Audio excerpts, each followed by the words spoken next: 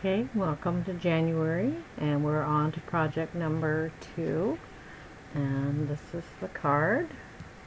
Always go the wrong direction, as you know, and I just love the color combination. I hope you'll enjoy it too.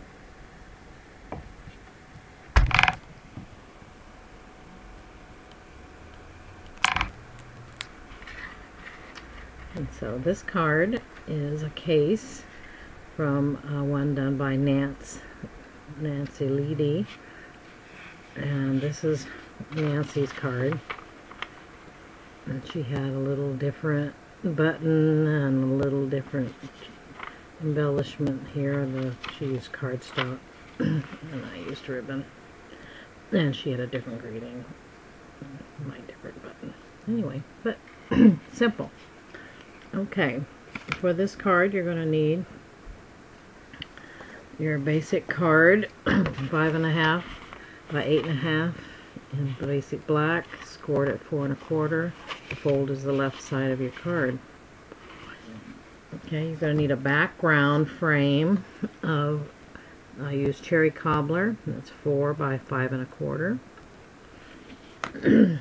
You're going to need a piece of very vanilla. That's a step down from that, so this is 3 3/4 by 5. And you're going to need a piece of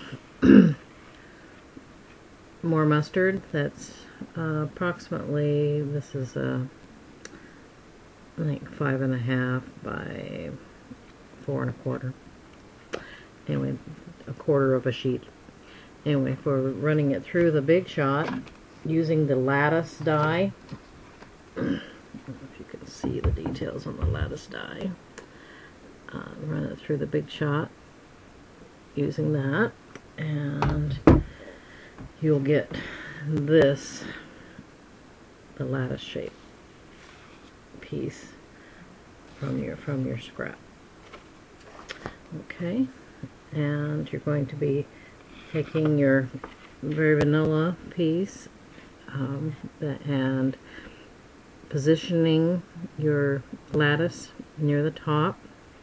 Remember, the lattice has 2 ways to go. This one is actually narrower, just slightly narrow. You want the wider direction of the 2 to be the direction you put it on. You're going to use 2-way glue to apply glue to all of this lattice work, and then glue it in place. And then you're going to run it through the Big Shot again using the square lattice embossing folder, and that will embed it and texturize it, and you'll get this sort of look. Okay, and then you're going to stamp the bottom using a stamp from Wordplay, and this one is the one that says, "You're in my thoughts, you're in my heart." Use basic black ink to stamp the words. Okay, so this is your background. Then you're going to need a piece of basic black dotted and scalloped edged grosgrain ribbon, and your piece is just going to be long enough to go off the ends, so it's going to be about 5 inches long or so. Okay, and then you'll attach that with snail, and snail on the back, put it on, and then wrap the ends around to the back side. Okay,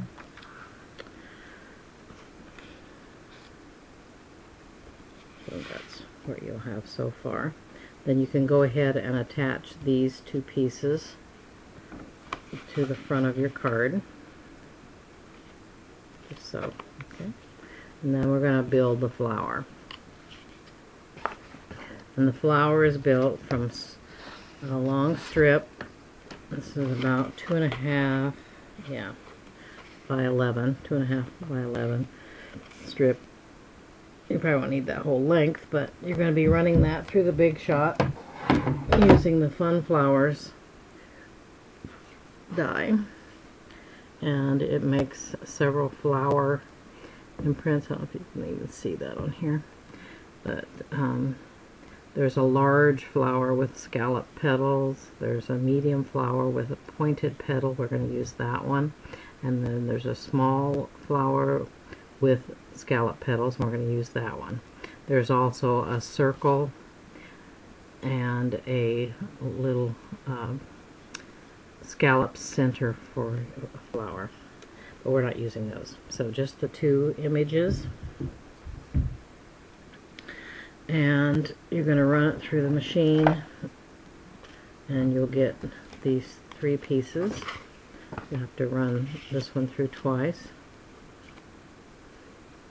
So you need two of the medium flowers with the pointed petals and one of the small ones with the scallop petals. Okay. Then you're going to, and this is up to you, I cut in on each of the petals so they could be shaped a little more. And then you can roll them on your finger or over a pencil to give them more of a raised flower shape. Let me pull that back a little bit, maybe you can see. And then you can curl those. Okay, of course, in shipping they'll probably get smashed back down again anyway. But anyway, what you're going to do then is take basic black ink and a sponge wedge, and you're going to sponge the centers as heavily as you'd like, but leave the edges light. So get those centers smudged up real good on all three. And then you can start stacking them on your card front. I haven't glued any of this, so there we go. And you just start, position it so you can see your words, and so your flower's not off the page. Okay, and then stack your next one on so that all the petals show, and then your last one. These will be, of course, curled and sponged to darken the centers. Okay, then you're going to need the center for your flower, and that's done with the Blossom Bouquet triple layer punch, and it's going to be set on the third setting so that you get the flower and then the ring around the flower. We're not going to use the ring, just the flower, and a scrap of black, and that will give you this. And then you're going to put that in the center of your flower.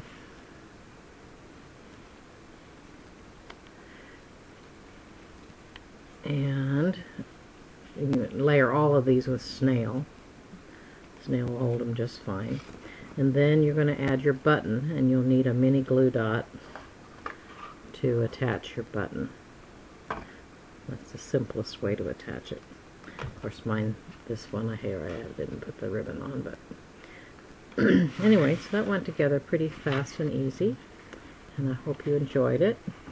And this one was an inspiration by, I think I already told you that, Nance Leedy.